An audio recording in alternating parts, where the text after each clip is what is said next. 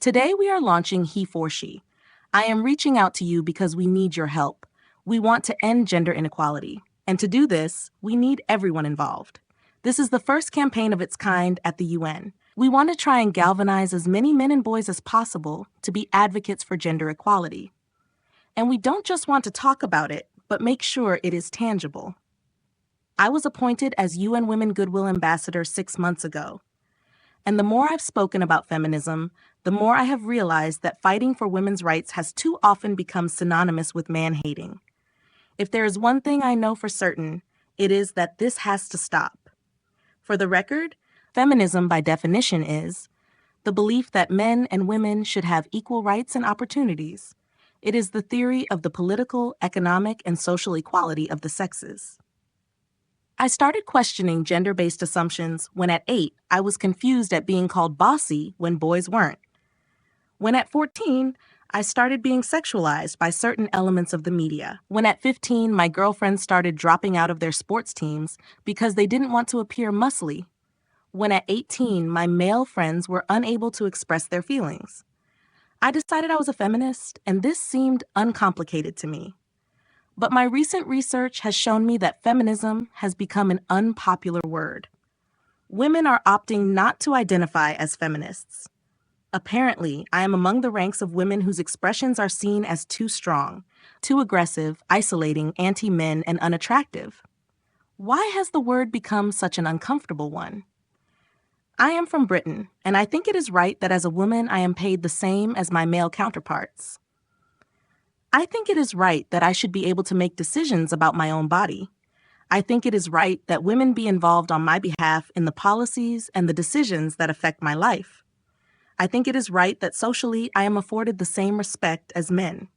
But sadly, I can say that there is no one country in the world where all women can expect to receive these rights. No country in the world can yet say they have achieved gender equality. These rights are considered to be human rights, but I am one of the lucky ones. My life is a sheer privilege because my parents didn't love me less because I was born a daughter. My school did not limit me because I was a girl. My mentors didn't assume I would go less far because I might give birth to a child one day. These influencers were the gender equality ambassadors that made me who I am today. They may not know it, but they are the inadvertent feminists who are changing the world today. And we need more of those. And if you still hate the word, it is not the word that is important, but the idea and the ambition behind it.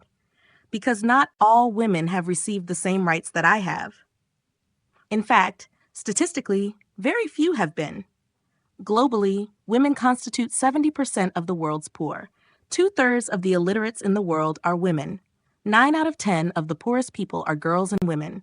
1 in 3 women will experience physical or sexual violence in her lifetime. These numbers tell a grim story, but they are only statistics. The true story is far more complex, and it is a story that involves men. Men, I would like to take this opportunity to extend your formal invitation. Gender equality is your issue too, because to this day, I have seen my father's role as a parent being less valued by society, despite him needing my presence as a child. I've seen young men suffering from mental illness, unable to ask for help for fear it would make them look less macho. In fact, in the UK, suicide is the biggest killer of men aged 20 to 49, eclipsing road accidents, cancer, and heart disease. I've seen men made fragile and insecure by a distorted sense of what constitutes male success. Men don't have the benefits of equality either. We don't want to talk about it as if it's a woman's issue. But what it is a human rights issue, and both men and women have to be part of the solution. If men don't have to be aggressive in order to be accepted, women won't feel compelled to be submissive. If men don't have to control, women won't have to be controlled. Both men and women should feel free to be sensitive. Both men and women should feel free to be strong. It is time that we all perceive gender on a spectrum, not as two opposing sets of ideals. We should all be fighting for gender equality because it is our right. And the truth is, when we do, we will unleash untold power and potential in all of us. When we empower half of the planet's population, the results will transform the other half, too.